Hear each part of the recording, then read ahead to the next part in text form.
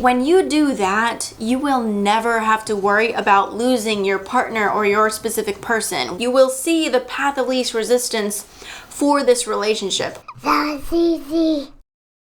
Hey guys, it's Jasmine with Manifest Fast with Jasmine, and I know that you've all been waiting to see this video on how I manifested my specific person back into my life. And I also used my new teachings. So if you haven't seen the new teachings, I'm gonna have my brand new playlist at the end of the video because that is so important for you guys to catch up on. And it's all about knowing how the law of attraction works. So that's at the end of the video. Also, if you like this video, you're going to like the next one because it's on how to make your specific person completely crazy about you. And with this one, I'm collaborating with my specific person to produce that. He's the one giving me the tips. So you're going to get those tips from a guy coming through me. So that's going to be a very unique experience indeed. I'm going to give you my 5 tips on how I manifested my specific person back, but I'm also going to tell you the number 1 mistake that people tend to make when they are manifesting their specific person. So wait until the end of the video to get that. The very first thing that I did is I actually, and if you're in my membership group, which you can find that link below, but if you're in the group, you know this for sure because I was recording my story. Now let me just include here, I do not believe that this is my last stop, okay? So is this like my ultimate thing that I was trying to manifest or that I want to manifest? I don't even know. You're actually gonna have to wait until the bonus at the end for me to actually explain to you how that works with your intentions or how you want to think about finite or not with your intentions. I was not trying to manifest him. And this is the thing, is that I keep telling you guys with the new teachings and stuff, you know, that it's much, much better to go gradual.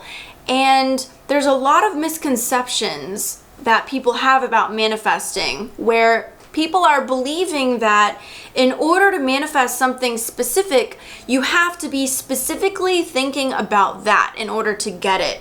It actually works the opposite way. If you are thinking too specifically, it kind of very easily turns into pushing or needing or insisting, and this is resistance.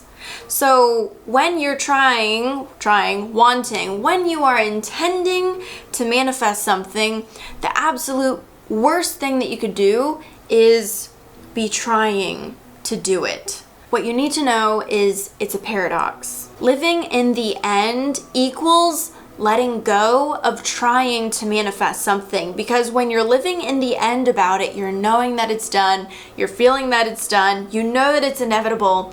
There's not going to be any ounce of lack or trying to get something that you believe is not there.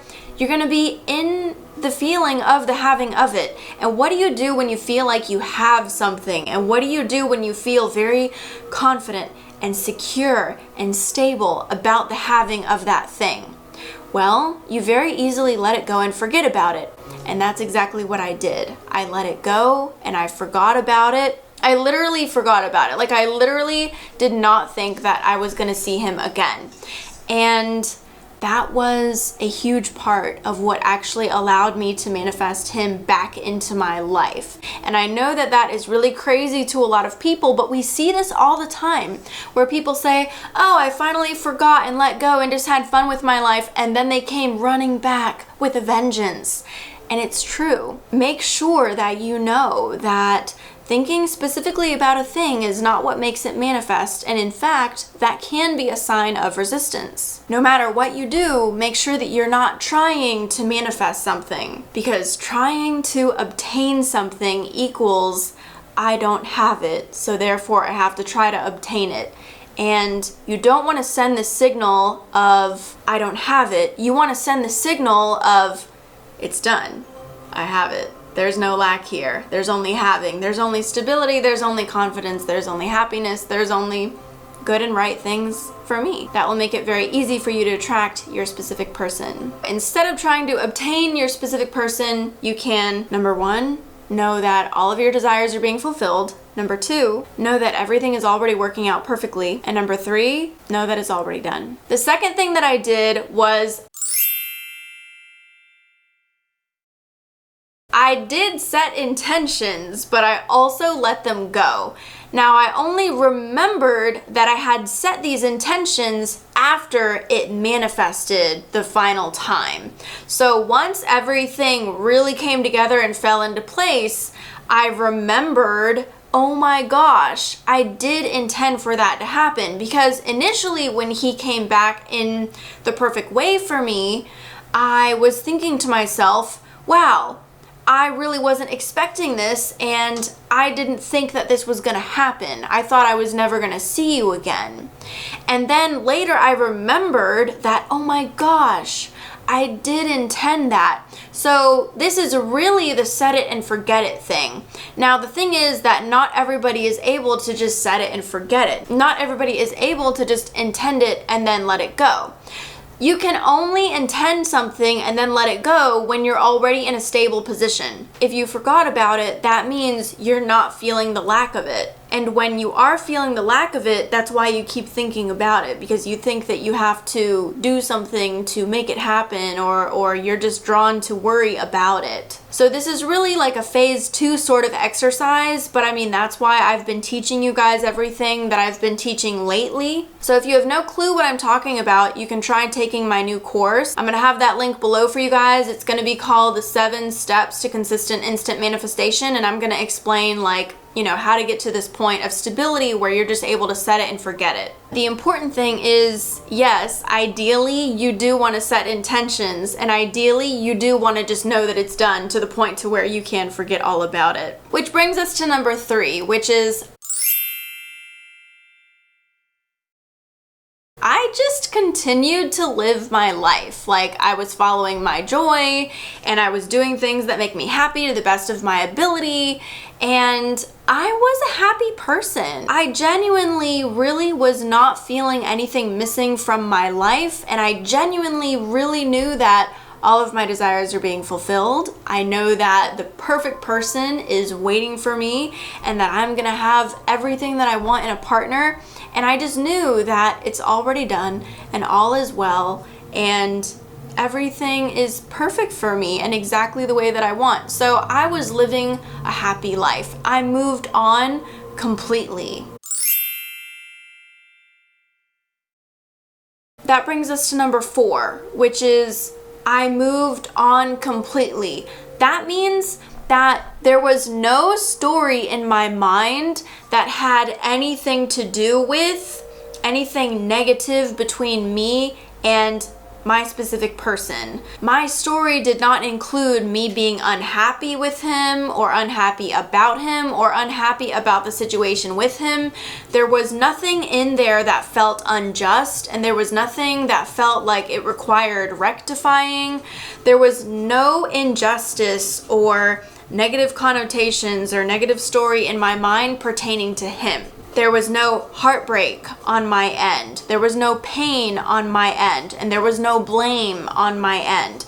This is very important, because if you want to manifest a completely different version of your specific person, you really cannot have these negative stories painting them in a negative way, because then they're not going to be able to show up as the person that you would prefer them to be. If you're holding resentment and, oh, you did something wrong, I'm unhappy about this thing that happened between us, or this pain that you did to me, none of that can exist. I had no story when it comes to that. I had no heartbreak, no pain, no blame.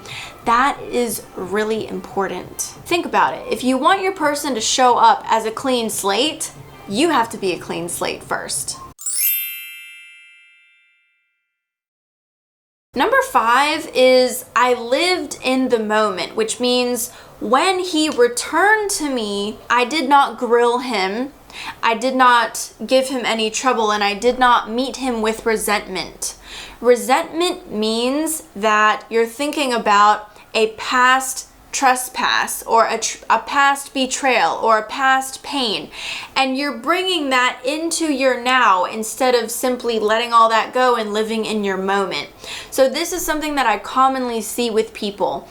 that are having trouble manifesting their specific person. It's that they want that specific person to make it all right, and they're holding all these things over that person's head of what they did to them and what they need to do in order to be a good and right person for them. You really can't have any resentment, because resentment means you're not ready for love. It means you're not ready for forgiveness. It means, you're sitting there like, are you going to do the thing that I want you to do? That's a very lack attitude, and yet a lot of people are having that when it comes to love. It's actually very common. I'm not grilling you if you are doing that, but this is a very good awareness to have, because you can be doing that and then change it. So it's not a problem if you are, but the awareness will help you to be able to look at this differently so that you're not holding any resentment in your heart. Because this is about love, right? This is about having clean slates and having the love that you want, being in a healthy, symbiotic, mutual, working relationship that is pure and nice and good for all involved. If you are deliberately holding expectations regarding the way that you are insisting that they be with you or respond to you, you're not living in the moment and seeing who they are in this moment and what they are actually doing and what they're bringing to the table. There's too much story there blocking you from the actual experience of now. You really need to be able to be a clean slate, to be able to live in your moment, so that you can actually see what is actually unfolding without clouding the actuality of the moment with your judgments and with your fear-based mind. I did not really know what to expect. I certainly was not expecting him to come back to me in the way that he did. I certainly was not expecting him to be the person that he was, because I've never seen him be this person before. He's acting much more competent and capable and just doing things that I never thought that he would do. And this time I feel that his motivation is different than it was before. And I really do feel a sense of maturity that I never saw in him before. So the things that he's doing now, I didn't know if he could ever pull it off, because I didn't know if he was even capable. But I think that by allowing myself to simply live in the moment and see what is this gonna be, and by not holding resentment or being upset, I allowed that to unfold in such a way, if he wants to come and bring that to me, that I'm not blocking him from that and I'm not distracting him from doing that. I'm simply able to be a receiver by simply being in this moment and receiving this moment. Now, a huge mistake that I see people make when they are trying to manifest a specific person back into their life is they want to make everything finite. Like, people are asking me, oh, are you and Mo back together? And I could not actually tell you, period. Like, it's not that I don't know if we are or not. Actually, you know what? I don't know if we are or not. But that's because I don't need to know and I don't want to know, because I'm not even looking at the situation in those finite terms. I feel that whatever is going to happen with us, first of all, I have no idea. I'm not assuming anything. I don't know anything. It really could go either way. He could be a stepping stone. Maybe he is. But what a lot of people do is they want to say, oh yeah, I'm going to get that marriage that I want now. Oh yeah, I'm going to get this that I want now. And then the opposite, when you break up, they say, oh, we're totally over. We're never going to see each other again. And I'm guilty of that as well. I've done that in the past too. But I have noticed that this is a really, really big, very common mistake, is by trying to label things in very finite ways. Because again, when you're doing that, you're not living in the moment. You're not seeing what's unfolding. You're not there presently to witness the unfolding. And it can kind of borderline on forcing a lot of times when you're doing that. Now, if you simply know something and you just know it, then fine, you know it. But if you don't know it, then don't try to bang it into place. That's the difference, is sometimes the answer is not readily coming and we're trying to bang it into place. We're trying to know it into being. We're trying to force it along and we're trying to insist, or we're trying to solidify it before we are even ready to really see that blossom. So I don't want to ask Mo, for instance, like I could if I wanted to. I'm sure that I could get any answer out of him that I want.